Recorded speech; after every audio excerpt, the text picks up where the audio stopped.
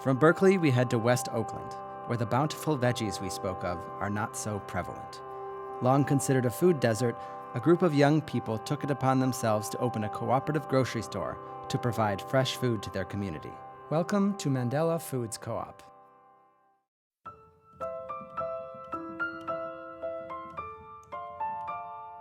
I like the people who work there. I like the concept.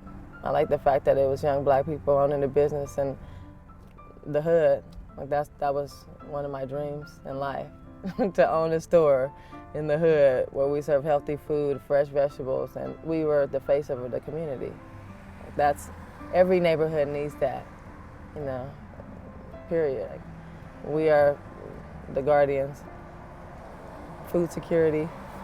Then people come in and shop, they see that we own it. We're just not cashiers, and some people come just for that reason. Local people in the community are like, I'm gonna shop here because this is a locally owned store, period. This is the next closest grocery store. So after all that driving, Pack and Save, Safeway is right there. And we're in Emeryville now. For me, it's about having a good grocery store. Like I said, the grocery store is like the post office. Every community neighborhood needs these essential things. Like that is a part of community life. You have somewhere, unless you're growing all your food and you have your own thing going on, you're a little co-op that's not a formal brick and mortar store. Every neighborhood community needs a store to buy groceries and goods. This is in 2014. Wacky. All right. Okay, yeah.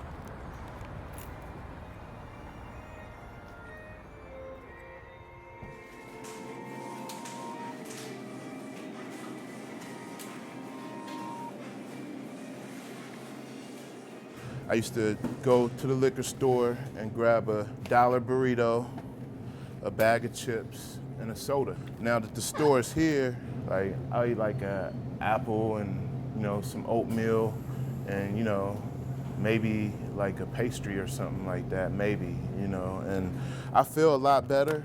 I lost a lot of weight, and it just reinforces the theory that people need options.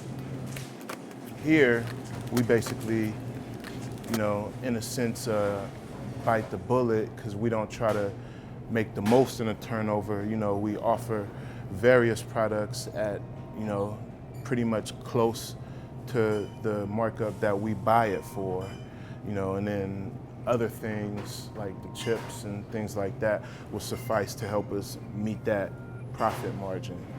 My grandparents came down here after the Second World War, and it's kind of like home. I know that my grandparents seen when the 7th Street corridor was vibrant and they had all of the areas where people would play blues and all of the clubs, and I'm pretty sure at that time there was areas where you can get fresh produce from. And my grandparents lived through the time where they seen industrialization take all of that away. And I just thought to myself that it would be pretty cool if my grandparents were able to see me helping to reinstill some of that vibrancy back down here. I don't necessarily think that it's a mistake or that it's by default that, various urban communities are set up to where there's nothing but fast food, liquor stores, and gas stations in the area. And then people get on the internet and get on the news and talk about how people are sick in those areas. I mean, when that's all that's provided, what do you expect?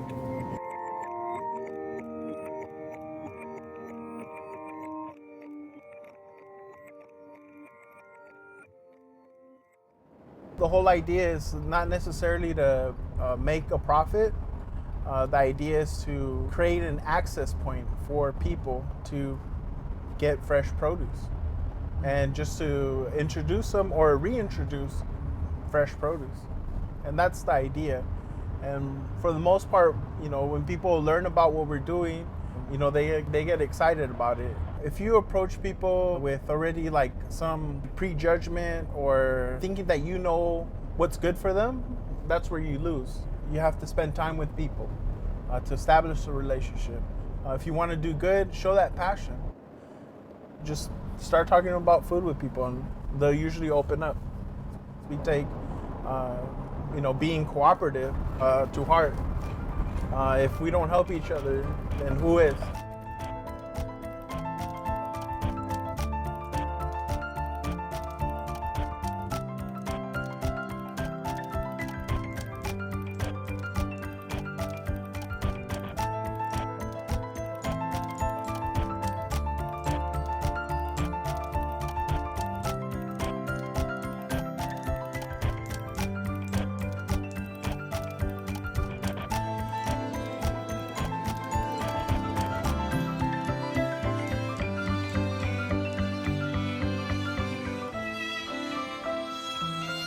Everything in here is because we made a collective decision on how it's going to be, and it's about a harmonious workplace.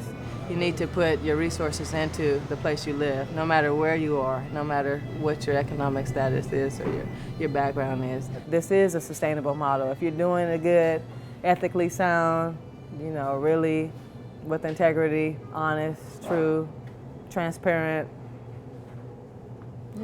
people are inspired by that. We're inspired by that.